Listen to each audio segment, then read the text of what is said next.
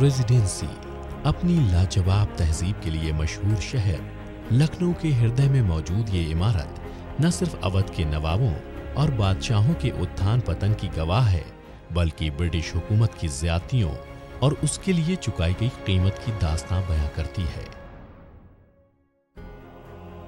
यूं तो लखनऊ और उसके अंचल में इंसानी वजूद के सबूत आज से यही कोई 3500 साल पहले के हैं, चाहे वो इंटौजा के पास किशनपुर करसंडा से मिली ताम्रनिधि हो या फिर दादूपुर तथा कल्ली पश्चिम से मिले पुरावशेष और लक्ष्मण टीले के प्राचीन अवशेष। सल्तनत काल और मुगलिया दौर में भी लखनऊ में आबादी के निशान मिलते हैं, लेकिन इस वक्त तक लखनऊ एक छोटे से कस्बे से ज्यादा बड़ा नहीं था। पर नियति का अंदाज ही निराला है। 1764 ईस्वी में मुगल बादशाह और अवध के नवाब की संयुक्त सेना बक्सर में ब्रिटिश सेना से हार गई। नतीजा हुआ अंग्रेजों की ओर से नई नई संधियों और मांगों को अवध पर थोपना। इन्हीं में से एक मांग थी ब्रिटिश प्रतिनिधि को अवध के दरबार में नियुक्त किया जाना। नवाब शुजाउद्दौला ने इस मांग को 1773 ईस्वी में स्वीकार कर लिया। ब्रिटिश प्रतिनिधि को रेजिडेंट कहा गया। रेजिडेंट की नियुक्ति का मकसद था नवाब और ब्रिटिश कंपनी बहादुर के बीच गलतफहमियों को दूर करना और दोस्ताना माहौल बनाए रखना। ये बात और है कि कंपनी बहादुर के साथ की गई ये दोस्ती अवध रियासत की जिंदगी और मौत का सवाल बन गई। जनवरी 1774 में नथानियल मिडलटन को फैजाबाद स्थित अवध के दरबार में प्रथम रेजिडेंट के तौर पर नियुक्त किया गया। इसी दौरान आसिफुद्दौला अवध के नए नवाब बने। अंग्रेजों की धन की मांग और नवाब द्वारा मां बहू बेगम के धन की छीना झपटी की कोशिशों ने मां बेटे के रिश्ते खराब कर दिए। आखिरकार नवाब आसिफुद्दौला ने अवध की राजधानी फैजाबाद से लखनऊ लाने का फैसला कर लिया। इसके बाद तो लखनऊ के दिन ही संवर गए।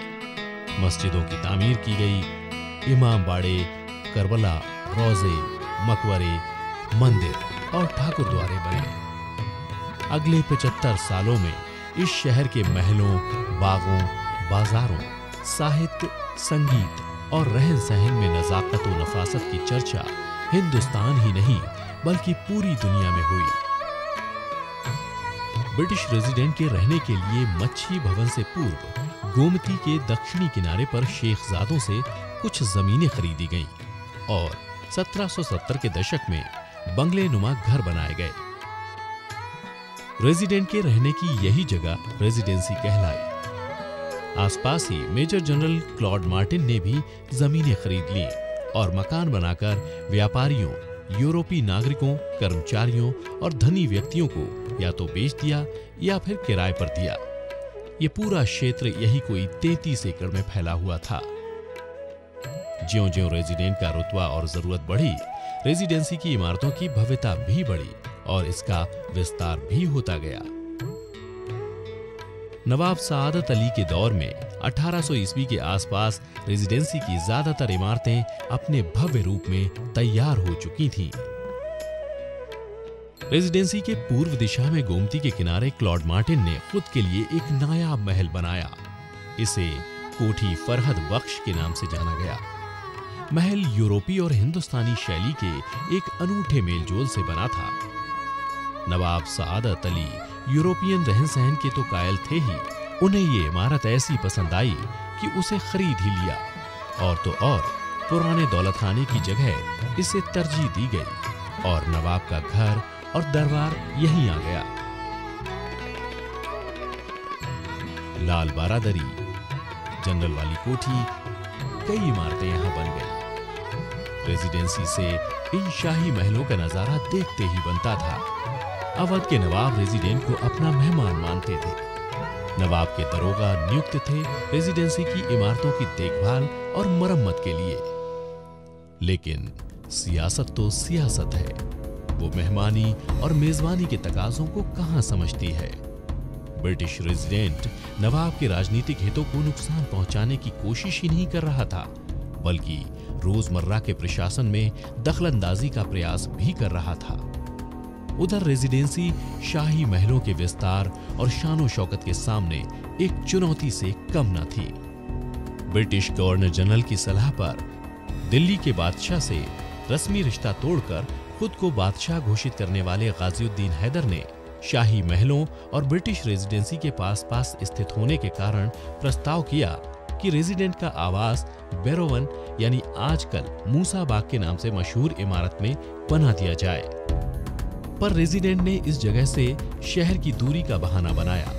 बादशाह ने भी जोर नहीं दिया और अपने इरादे को भविष्य के हाथों सौंप दिया। बादशाह नसीरुद्दीन हैदर 1831 ईस्वी में अपने वर्तमान स्थान से रेजिडेंसी को 4 बाग स्थानांतरित करके यहाँ एक अजीमुशान महल बनाना चाहते थे, लेकिन रेजिडेंसी के डॉक्टर ने 4 बाग को सेहत के लिए मुनासिब नहीं माना। इसके बाद दिलकुशा में नई रेजिडेंसी बनाने की योजनाएं बनी, लेकिन रेजिडेंसी ना तो अपनी जगह से कहीं गई और ना ही कोई नया महल बना। हाँ, लोगों ने ये जरूर देखा कि अवध के आखिरी बादशाह वाजिद अली शाह ने अपने महल रेजिडेंसी से दक्षिण पूर्व दिशा की ओर कुछ दूरी पर बनाए। महलों का ये समूह कैसर बाग के नाम से मशहूर हुआ।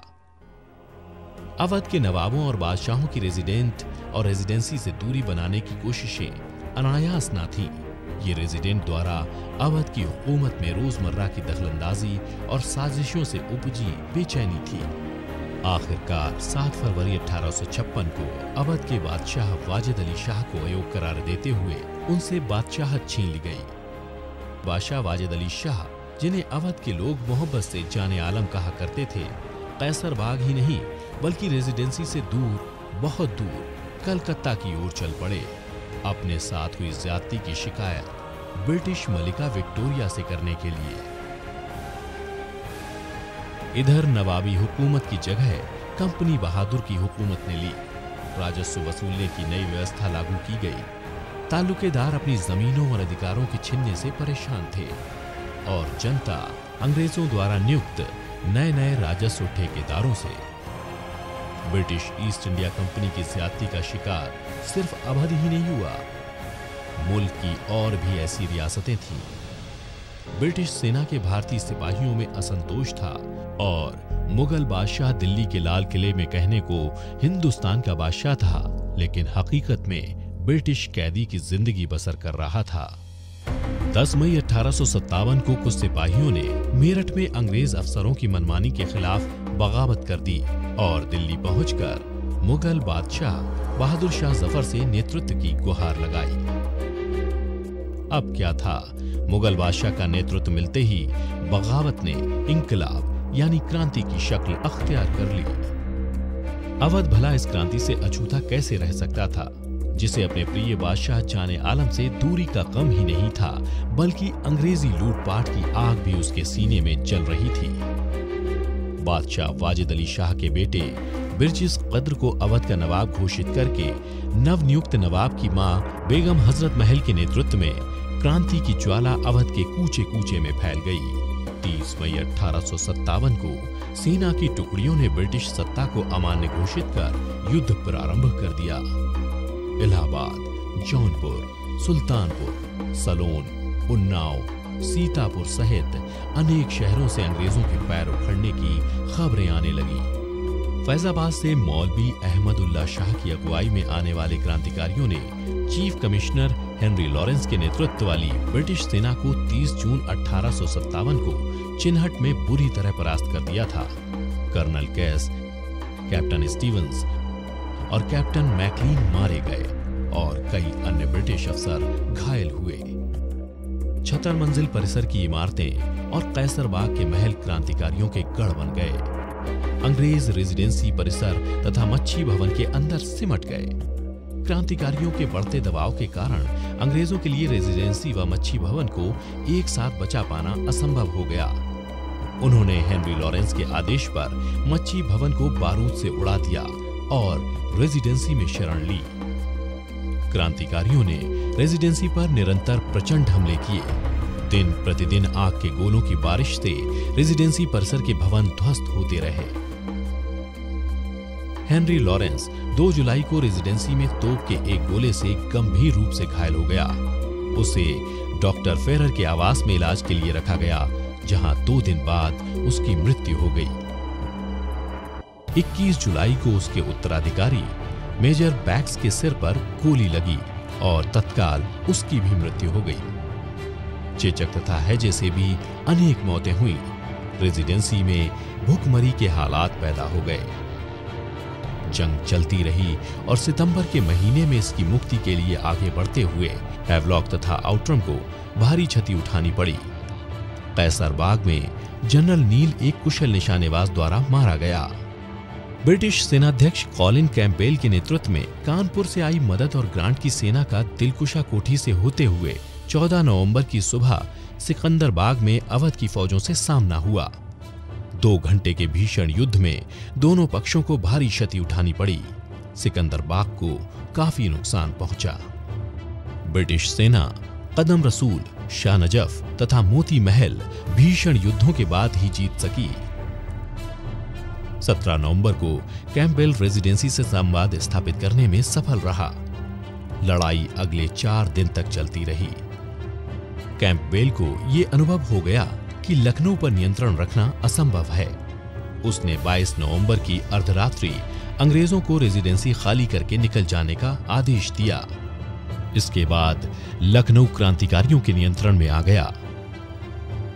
अंग्रेजों द्वारा इस पर दोबारा नियंत्रण लगभग 1 वर्ष पश्चात अवध की सेनाओं के कठोर प्रतिरोध के बाद ही प्राप्त किया जा सका।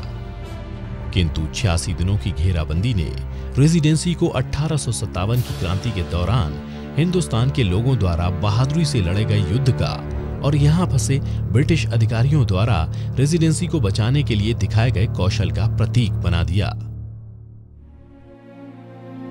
रेजिडेंसी की दीवारों पर तोप के गोलों के निशान 1857 की जंग के गवाह हैं, तो इमारतों पर लिखे हुए नाम 1857 में उनके प्रयोग का संकेत देते हैं। आज हम रेजिडेंसी परिसर में जिस प्रवेश द्वार से प्रवेश करते हैं, इसे बेली गारद गेट के नाम से जाना जाता है। इस प्रवेश द्वार का निर्माण नवाब सादत अली खान ने 19वीं सदी के आखिर में लखनऊ के रेजिडेंट कैप्टन बेली के सम्मान में कराया था। इसीलिए ये बेली गारद गेट के नाम से प्रसिद्ध हो गया। बेली गारद गेट से आगे बढ़ते ही दाईं ओर 1851 में बनी इमारत कोषागार के रूप में प्रयुक्त हुई थी। कोषागार से आगे एक भव्य इमारत के अवशेष हैं। ये बैंक्वेट हॉल यानी दावत खाना है। इसका निर्माण नवाब सादत अली खान ने कराया था। संपूर्ण रेजिडेंसी परिसर में शायद ये सबसे शानदार इमारत थी। इसके शानदार कक्ष और सभागार कीमती झाड़ फानूसों, आईनों तथा रेशमी दीवान से सज्जित थे। यहां नवाब के सम्मान में दावतें आयोजित की जाती थीं। सभागार में कीमती फर्नीचर के साथ ही उच्च कोटि की कारीगरी की गई थी। प्रथम तल पर गजकारी द्वारा निर्मित फायरप्लेस के अवशेष अभी भी संगमरमरी आभा देते हैं। मुख्य प्रवेश मंडप में स्थित क्षतिग्रस्त फव्वारा काले और सफेद संगमरमर की कलात्मक पच्चीकारी का अद्भुत नमूना है। बैंक्वेटिंग हॉल से ठीक उल्टी दिशा में बाईं ओर रेजिडेंसी सर्जन डॉक्टर फेरर के घर के अवशेष हैं। 1857 की घेराबंदी के समय इसे अस्पताल के रूप में प्रयुक्त किया गया था। डॉक्टर फेरर के घर के आगे बाईं ओर इमारतों का परिसर बेगम कोठी के नाम से मशहूर है। बेगम कोठी प्रारंभ में नवाब आसिफउद्दौला के स्वामित्व में थी। कालांतर में इसे कुछ यूरोपीय लोगों को बेच दिया गया। उन्होंने यहाँ यूरोपीय वस्तुओं का व्यवसाय भी किया। बाद में बादशाह नसीरुद्दीन हैदर की विलायती बेगम यहाँ रहा करती थीं। उनकी मृत्यु के पश्चात उनकी सौतेली बहन शरफुन्निसा ने ही यहाँ परंपरागत अवधी स्थापत्य शैली में एक खूबसूरत मस्जिद और एक इमाम बाड़े का निर्माण करवाया। इमाम बाड़ा इंडो यूरोपियन शैली के मेलजोल का एक सुंदर नमूना है। बेगम कोठी से उत्तर पश्चिम में 3 मंजिला शानदार इमारत ब्रिटिश रेजिडेंट के उपयोग हेतु बनाई गई थी। यही मूल रेजिडेंसी भवन है, जिसके कारण ये संपूर्ण परिसर रेजिडेंसी के नाम से विख्यात हुआ। पूर्व दिशा में स्थित मुख्य द्वार एक सुंदर पोर्टिको से सज्जित था। पश्चिमी भाग में ऊंचे स्तंभों से युक्त एक चौड़ा बरामदा था। छत पर पहुंचने के लिए उत्तर और दक्षिण दिशाओं में स्थित 2 बुर्जियों में घुमावदार सीढ़ियां थीं। इस इमारत में अनेक ऊंची खिड़कियां थीं। छतों को इतावली शैली की गुंबदों से सुसज्जित किया गया था। यही वो इमारत है जिस पर कभी ब्रिटिश सत्ता का प्रतीक यूनियन जैक लहराया करता था। इसके दक्षिणी भाग में गहरे तहखाने थे, जिनसे अंग्रेजों को लखनऊ की भयंकर गर्मियों में काफी राहत मिलती थी। 1857 की घेराबंदी के समय रेजिडेंसी के अंदर घिरी हुई यूरोपीय महिलाओं एवं बच्चों ने इस भवन के अंदर शरण ली थी। कर्नल पामर की बेटी सूजन पामर यहीं पर घायल हुई थी। मॉडल कक्ष के रूप में प्रयुक्त इस एनेक्सी भवन में वर्तमान में 1857 स्मृति संग्रहालय स्थापित है।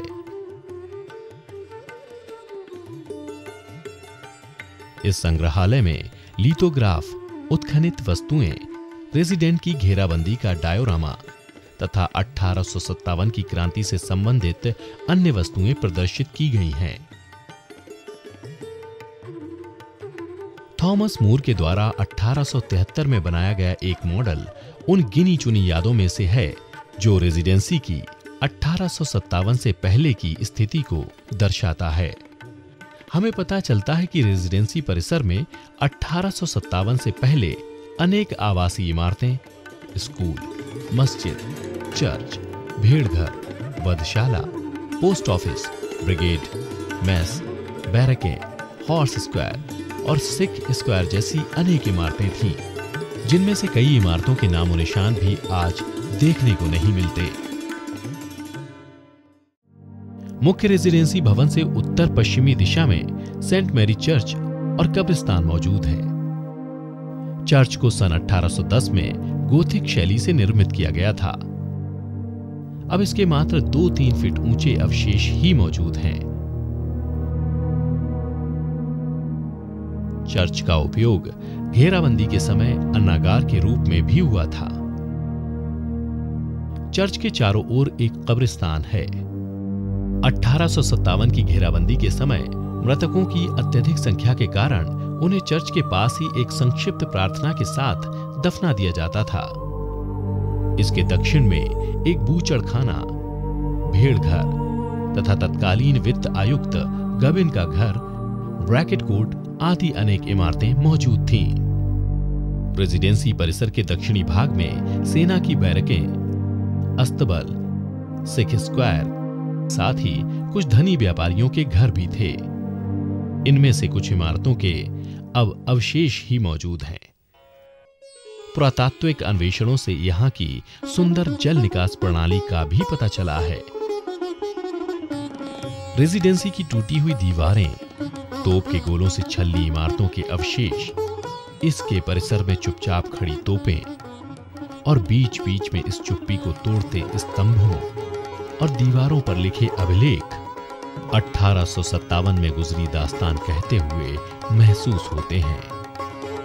एक ऐसी दास्तान जिसे सुनकर आजादी और आत्मसम्मान के लिए अपने पूर्वजों द्वारा दी गई कुर्बानी पर गर्व होता है, साथ ही आजादी के लिए चुकाई गई कीमत का एहसास भी।